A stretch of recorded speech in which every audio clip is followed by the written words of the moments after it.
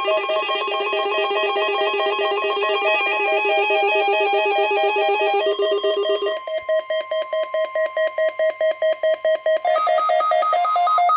National Weather Service in San Diego has issued a required weekly test for the following areas in extreme southwestern California: Orange County, Riverside County, San Bernardino County, San Diego County, and the coastal waters from San Mateo Point to the Mexican border and out 60 nautical miles, including San Clemente Island.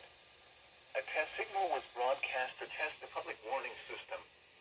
The test is normally conducted between 10 a.m. and noon each Wednesday, weather permitting. The signal was also used to test the activation and emergency readiness of the Skywire network of radio operators.